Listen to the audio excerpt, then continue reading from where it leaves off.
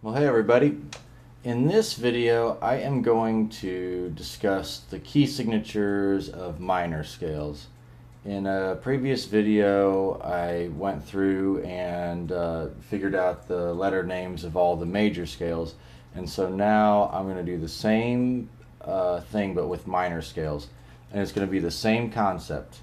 Knowing the letter names of the notes on the bass from learning the chromatic scale, and then knowing the minor scale pattern, applying that pattern to different parts of the bass, and then figuring out the letter names of the notes after you play the minor scale pattern. And on this exercise, I want to begin with letter A. And so you can either start open A or 5th fret on the E, and for this video I'm going to begin 5th fret on the E. And now I'm going to think of the minor scale pattern that we've learned before. Whole step, half, whole, whole, half, whole, and whole. Also, remember to think about this pattern in various places of the bass.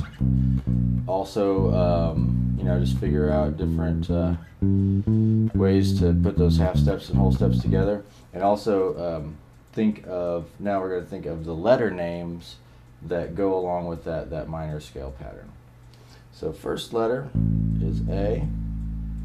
We're going to go a whole step, and from learning that chromatic scale, I know that whole step is going to be letter B. Half step. Okay, that's the next part of the minor scale pattern. That's going to be letter C. Whole step. It's going to be letter D. Another whole step. Letter E. Half step. Letter F. Whole step. Letter G. Whole step. Letter A. So I know the pattern of the formula for the minor scale, and then I also know the letter names that go with all those frets that are associated with those frets. So I know that A minor scale has no sharps and no flats. All the letters I've named were natural notes. None of them had sharps, none of them had flats. And also, I was going to say, think of, in addition to thinking of it in different places on the bass, also think of the descending order all the time as well. So root note, or starting note, down a whole step down, half, whole, half, and whole step to finish out the scale. And then again, quick review: A, B, C, D, E, F, G, and A. So all these scales are going to have an alphabetical order. Okay, so from A, we're going to ascend a fourth, which is 2.5 steps. So root note, 1 step, 2 steps, and a half. And that is going to be letter D. So instead of playing the D right here, I'm just going to go ahead and play D 5th fret on the A string. And I'm thinking minor scale pattern from the chromatic scale, all the letter names of the frets, and then also I know I'm going to do ascending pattern, and I'm going to think alphabetically. So our starting note is D. I know I need an E of some kind, whole step. Part of the pattern, E natural. Half step is the next sequence of the pattern. That's going to be F. I'm thinking, okay, next letter is going to be G, whole step. Okay, that's a G natural. Next letter is going to be A, whole step. A natural. Next letter is going to be a B, so I'm going to do half step. That's the next sequence, next interval in the sequence in the minor scale. Okay, however, that's not going to be B natural. I need to go half step from A, and from learning the intervals in the chromatic scale, we're going to call that B flat, because we already have an A in the scale, so we need a B of some kind. It's going to be a B flat. Continuing with the minor scale, up a whole step is C, up a whole step, we'll finish it with D. So going back, D, E, F, G, A, B flat, C, and then D. Thinking descending, D, C, B flat, A, G, F, E, and then D. So the D minor scale, or the key of D minor, has one flat, which is B flat. Okay, from that D root note, I'm going to move up another fourth. So D, which is 2.5 steps, 1 step, 2 steps, half step. Okay, that's going to be letter G.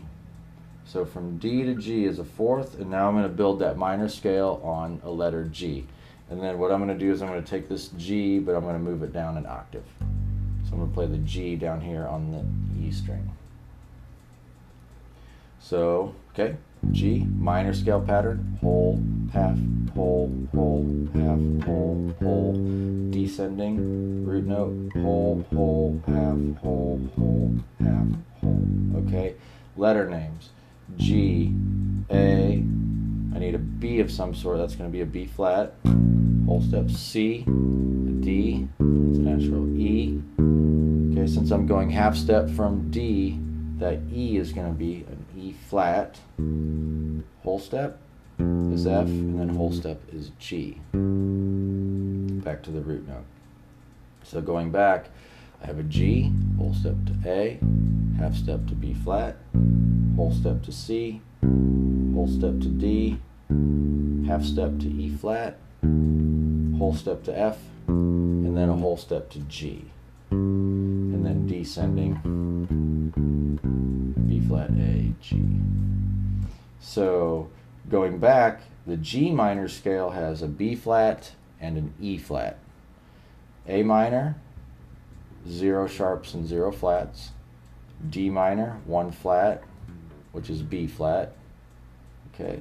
G minor, 2 flats. It has a B flat and then the E flat. So from G, we're going to go up a fourth, 2.5 steps, and that is going to be letter C. And what I'll do is I'll play the C instead of playing it here, I'll play it down on the A string. So now I'm going to figure out C minor scale.